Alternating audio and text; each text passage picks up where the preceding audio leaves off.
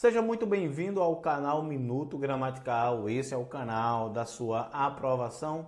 Eu sou o professor Arthur Gomes, eu sou professor de língua portuguesa, que aqui no YouTube facilita a sua vida. Se você caiu de paraquedas aqui nesse canal, seja bem-vindo. Você já na playlist Resolução de Provas da Banca Legatos. Na aula de hoje você vai corrigir junto comigo a prova que aconteceu na prefeitura de Domingos Mourão, cargo de agente administrativo, tá? Ensino médio. Em particular, eu achei essa prova, o texto da prova meio que confuso um pouco, tá? Não achei ela tão clara, né? Então, tenho as minhas críticas, algumas questões eu não vejo tanta clareza na concisão, na resposta que a Legatos colocou como correta, mas eu vou poder te mostrar agora e vamos lá ver o que a banca trouxe para você nessa prova de Domingos Mourão. Então, mudando a minha tela aqui, você já está vendo aí auxiliar administrativo, vamos lá, né? Então aqui nós vamos ter o texto, certo? Literalmente nós temos que ler esse texto, não tem o que fazer, tá? A gente tem que ler o texto mesmo, só que eu vou partir do seguinte princípio, tá? Questão, texto, questão, texto. As 4 primeiras questões não dá para usar aquele artifício, né, de tentar achar os distratores nas questões, tá? São questões que me obrigam literalmente a ler o texto. Então vamos lá. O texto constrói uma reflexão sobre a engenhosidade humana a partir de um paradoxo central. Esse paradoxo consiste na ideia de que a inteligência humana atinge seu ponto máximo quando, tá? Aí vamos lá dar uma olhada aqui no que essa questão traz, né? No que ela traz, certo? Aí a gente tem que ler o texto. Vamos lá. Livro explica como seres humanos se tornam mestres do auto-engano. A engenhosidade humana é um negócio espantoso e não apenas quando é usado para pintar o teto da Capela Sistina ou chegar à Lua. Ouso dizer que o brilhantismo típico desta espécie de grande símio só alcança mesmo o ápice de seu potencial quando é preciso tirar o nosso da reta, certo? Então aqui ele prepara o que vai ser dito, né? Um texto argumentativo. Então vamos lá. Pense, por exemplo, nesta invenção maravilhosa da gramática de tantos idiomas, a voz passiva. Alguns erros graves foram cometidos, diz a empresa de mineração que soterrou um rio por causa de uma barragem defeituosa. O general que despachou milhares de soldados para uma arapuca montada pelo inimigo. A gigante petrolífera que resolveu ocultar os riscos ao clima trazidos por seu modelo de negócio. Então aqui ele está dizendo o seguinte, ó, que as grandes empresas, as grandes corporações, é assim que eu enxergo, se omitem diante de certas causas. Por isso que ele fala em voz passiva, porque você fica passivo, escondido, tá? Diante deste tipo de frase, aí dando continuidade. Então, o segundo parágrafo, ele fala na omissão, tá? Segundo, então, vou até colocar aqui, que é o conselho que eu dou. Quando você pegar um texto que realmente, assim, as questões que são mais pesadas, sintetiza o parágrafo. Para mim, aqui ele fala da omissão, tá? É o que ele fala, né? Diante desse tipo de frase, quando a pessoa com capacidades cognitivas intactas deveria ser capaz de perguntar na lata, cometidos por quem? Ora bolas. Mas é claro que a expressão não é só reflexo da tradicional escassez, aliás, da tradicional desfaçatez corporativa ou governamental, como mostram os psicólogos Eliot Aronson e Carol Tavris. Interesses políticos e econômicos podem até estimular o uso estratégico da voz passiva, mas eles se baseiam no impulso humano individual, que é o dificílimo de controlar. Tá certo? Então aqui nós vamos encontrar que a gente deve se questionar e saber quem é que comete os erros, né? Então, a gente pode aqui sintetizar quem comete os erros, quem comete os erros, certo? E que nós devemos nos questionar. Certo? Prontinho. Eis um resumo do tema. Erros foram cometidos, mas juro que não fui eu. Que é justamente a relação da voz passiva, que ele começa o texto. Obra assinada pelos 2 especialistas e publicada recentemente no Brasil. Repleto de exemplos que vão de eventos históricos aos mais pessoais. O livro é o melhor guia que conheço para entender um elemento fundamental da psicologia humana, a dissonância cognitiva. Por que dissonância cognitiva? Ele vai explicar aqui, ó. E ele explica aqui no caso dos trotes, né? Aqui é o exemplo, é a comprovação do que está aqui, ó. Que a pessoa faz um trote na universidade, né? Para entrar dentro de um grupo, se sentir aceito pelo grupo. É isso que ele vai chamar de dissonância. Ele explica isso nesses 2 próximos parágrafos. Tá certo? Então vamos lá. Quando, né, o texto pede aqui, esse paradoxo consiste na ideia de que a inteligência humana atinge seu ponto máximo quando, vamos lá, se dedica à criação artística e ao avanço tecnológico em contexto de cooperação social. Não é isso. Porque ele vai citar o exemplo artístico lá em cima, né? Quando ele fala da Capela Sistina, e não tem cooperação social, porque ele está falando de coisas que aconteceram que as pessoas se omitem. Encontra soluções criativas para problemas práticos? Também não, porque ele fala que as pessoas se omitiram, certo? É mobilizada para justificar comportamentos equivocados e evitar responsabilização. Pronto, é isso aqui, tá? Porque as pessoas ficam na voz passiva, né, como ele chama no texto. Então, o primeiro ok, certo? Letra C de certo. Vamos para a segunda questão, tá? De acordo com a banca, a alternativa correta é a letra E. Eu botei em verde aqui, tá? A partir dos procedimentos argumentativos utilizados, pode-se inferir que o principal objetivo do autor é persuadir o leitor a manter a atitude de não mascarar seus próprios mecanismos de auto-engano. Perfeito, isso está correto mesmo, tá? De um modo muito especial, quando ele vai dizer aqui, ó, ele vai até usar uma expressão aqui, ó. Deixa eu ver aqui, tá? O sofrimento dos bichos, eu ver aqui, viu? Ele vai falar dos trotes aqui. Ó, se eu passei pelo perrengue dos infernos, então isso significa que eu pertenço a um grupo, tá? Cadê a expressão que ele usa? Ele usa até em uma das questões. Deixa eu ver aqui. Adivinha o que acontece? O grupo X, deixa eu ver aqui. Aqui, ó, no final. Tá aqui, ó. Portanto, se você ainda está na fase das resoluções para 2016, fica o conselho. Confie menos no seu taco. Duvide. Porque ele diz aqui que você passa por uma humilhação e no outro ano você quer humilhar, né? Se referindo aos trotes, certo? Então ele diz, ó, desconfie tanto em você não, tá certo? Porque a pessoa mais fácil de enganar é você mesmo, tá? Prontinho. Então é isso que ele utiliza na letra E aqui, ó, certo? Só que eu acho também que a letra C promoveu a reflexão de algumas práticas abusivas em grandes corporações, tá?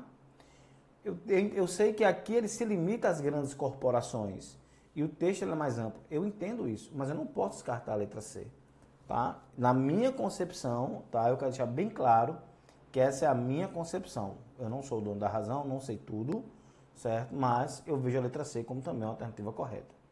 A questão 3, ela vai dizer o seguinte. No excerto, ouso dizer que o brilhantismo típico desta espécie de grande símio só alcança mesmo o ápice de seu potencial quando é preciso tirar o nosso da reta. Então, eu estou com algum problema, então eu vou fazer o quê? Eu agora vou falar de outra coisa, né? Não vou falar que o problema é meu, tá? Como no caso da barragem, que rompeu, que ele citou aí agora, né? A ironia constrói-se principalmente pelo fato de, realmente é isso aqui, inverter a expectativa elogiosa ao vincular inteligência à autopreservação oportunista.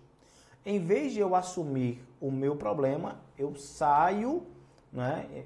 E é onde ele coloca aqui a autopreservação oportunista, certo? Então faz sentido isso aí, tá bom?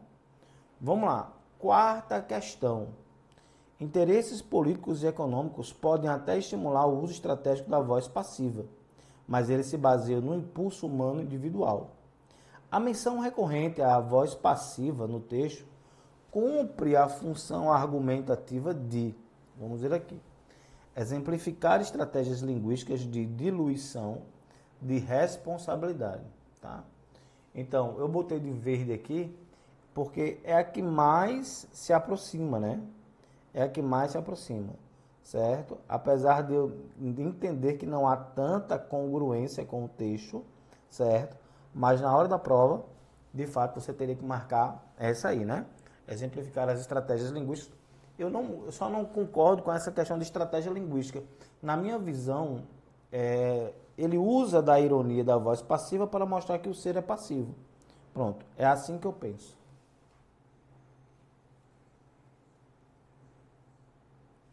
Vamos lá.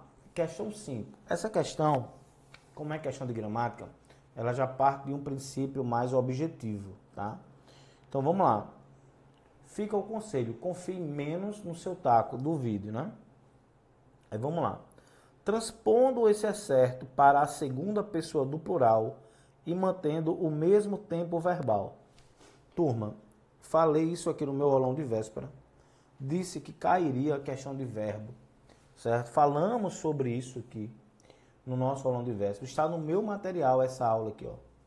Está no meu material. Se eu puxar o material aqui agora, você vai ver que tem questões idênticas a essa aqui, tá? Dentro da parte de verbo. Eu nem trabalhei classes gramaticais com os meus alunos no aulão de véspera. No aulão de véspera eu trabalhei literalmente a parte de verbos, né?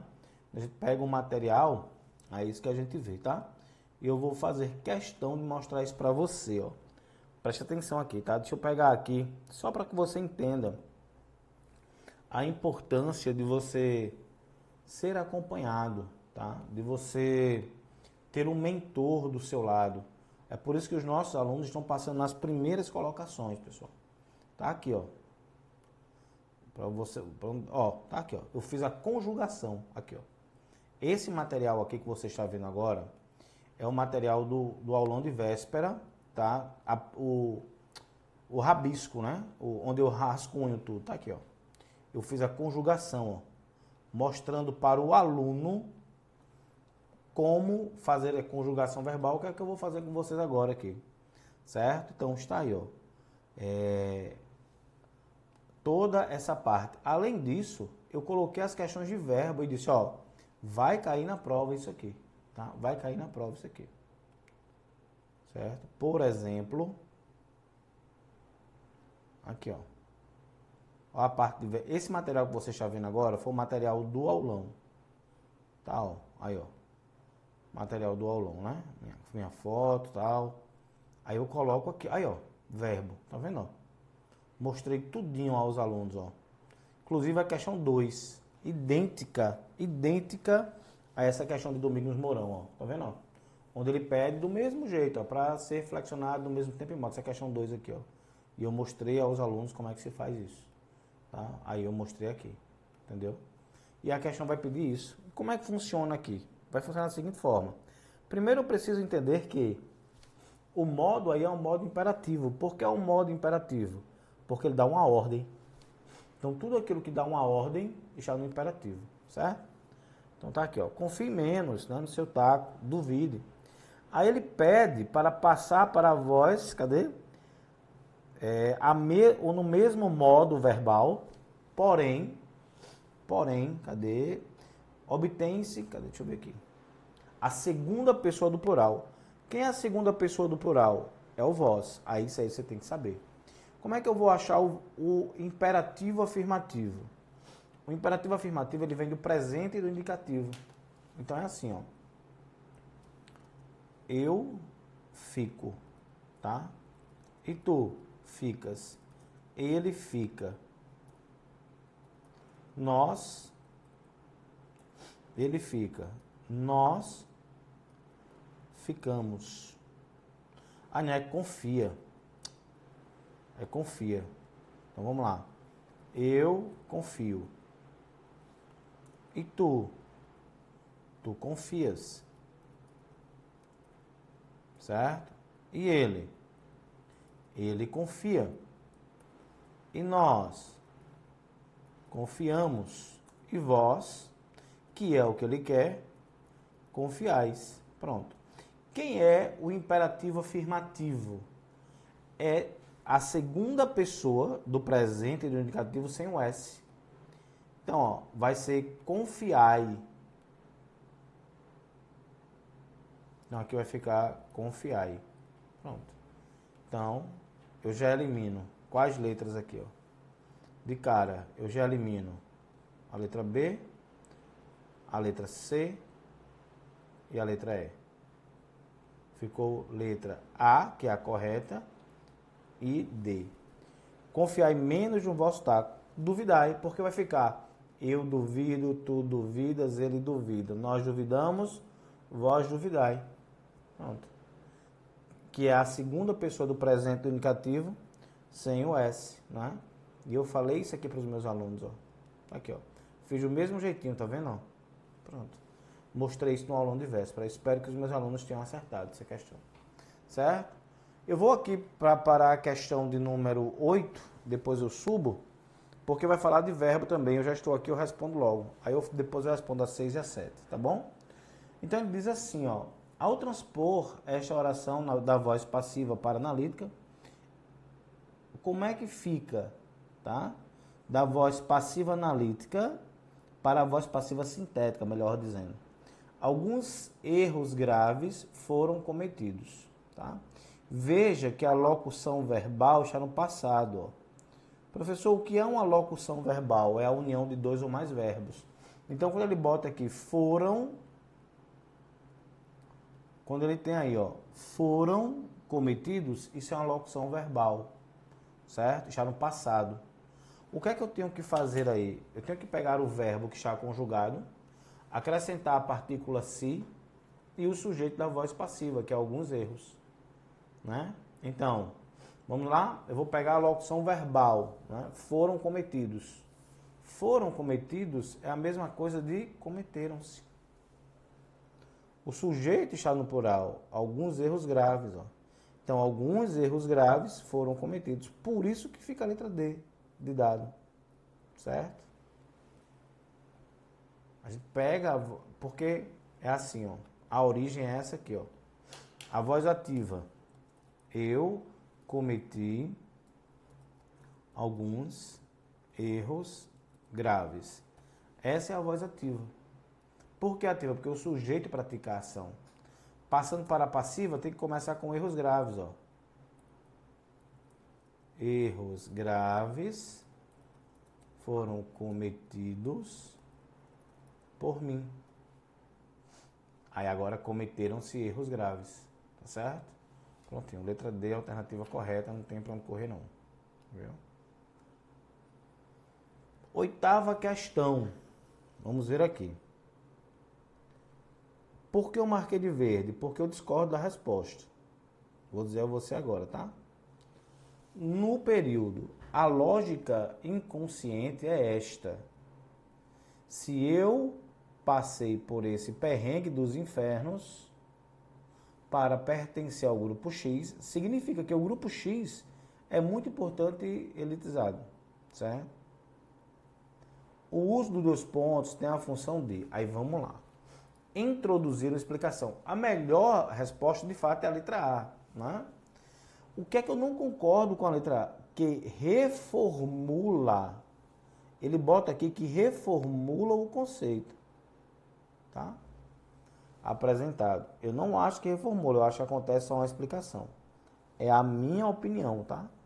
Então eu não vejo aí essa reformulação, tá bom? Por isso que eu discordo aí dessa questão, por causa dessa palavra reformular. Eu não vejo dessa forma, viu? 7ª questão. Vamos lá. Marque a alternativa na qual o termo destacado tem a mesma classificação sintática da oração destacada no período. Durante esse tipo de frase, qualquer pessoa com as capacidades cognitivas intactas deveria ser capaz. Quem é capaz de alguma coisa, certo? O que é que acontece aqui? Veja que capaz é um nome, é um adjetivo. Depois do adjetivo você tem uma preposição. Se você tem uma preposição, é porque você tem um complemento nominal a partir dessa preposição. certo? E a estrutura básica é essa aqui, ó. Quando você tem uma PrEP, tá? E antes dessa PrEP, você encontra um nome. Depois da PrEP, você tem um complemento nominal. Se aqui for um verbo, complemento verbal. Pronto. É basicamente isso. A base é essa. Onde é que eu vou encontrar um complemento verbal aqui? Realmente na letra D de dado. Porque, ó, na letra A, o que eu tenho é uma característica do sujeito. É o que eu tenho na letra A. Certo? Que é o que nós chamamos de predicativo do sujeito, porque é uma característica. Certo? Na letra B de bola, é o agente da passiva. Por que o agente da passiva? É essa história aqui, ó. Erros graves foram cometidos por mim. Certo? Aquela mesma história.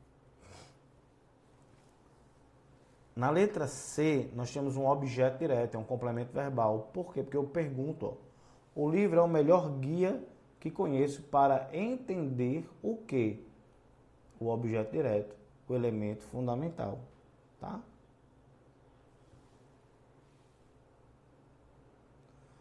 Pronto, então realmente letra D de dado aí, porque quando eu digo a necessidade de consonância, então a necessidade de consonância é um complemento do nome necessidade, tá certo? É um complemento do nome necessidade, viu? Então fechamos aí mais um caso, né?